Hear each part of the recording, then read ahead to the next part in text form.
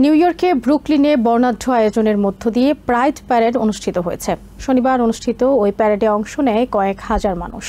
মূলত সমকামীদের জন্য সমতা ভিত্তিক সমাজ প্রতিষ্ঠার লক্ষ্যকে সামনে রেখে প্রতি বছর এই প্যারেডের আয়োজন করা হয়। নানা রং আর বর্ণের বাহারি পোশাকে সেজে বাদ্যের তালে নেচে গেয়ে প্যারেড উপভোগ করেন এলজিবিটিকিউ সমর্থক ও অনুসারীরা।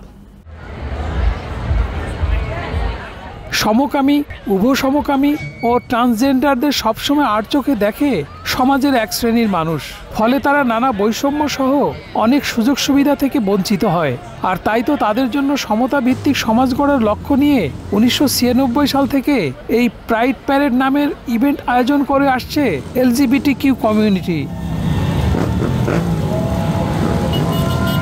ব্রুকলিনের 5th ও 6th এভিনিউর মাঝামাঝি সেন্ট জোন্স প্যালেসে বিকেল 7:30টায় শুরু হয় এই প্যারেড। এতে যোগ দিতে সিটির বিভিন্ন এলাকা থেকে সেখানে ছুটে যান হাজারো সমকামীরা। তাদের সমর্থন জানাতে বিভিন্ন স্তরের রাজনীতিবিদ, প্রশাসন বিভাগের কর্মকর্তা সহ বিভিন্ন স্কুল, কলেজ ও সামাজিক সংগঠন যোগ দেয়। প্যারেড দেখতে এ সময় রাস্তার দুপাশে দর্শনার্থীদের ভিড় জমে যায়। I feel amazing. I'm here to support my best friend. I feel great, I'm expressing my queerness and being an ally for others and for myself, most importantly. Joyful, excited, proud to be here to support the community. This is a really special moment for me and my children to be walking in the Brooklyn Pride Parade with the Brooklyn Scouts. Happy Pride, yes, definitely. Brooklyn, born and raised. Vote Clifton Aaron Henson, 55th Assembly District. Male District Leader, Member State Committee.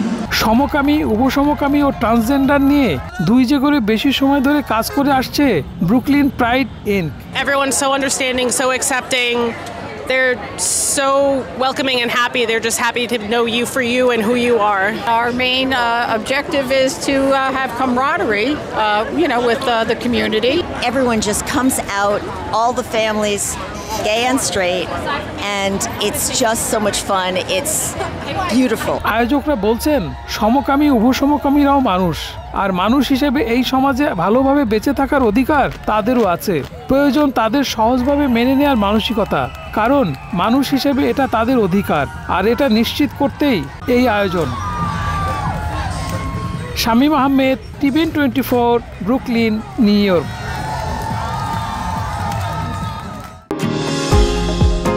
New York থেকে সম্প্রচারিত TVN 24 television বিশ্বজুড়ে বাঙালির কণ্ঠস্বর।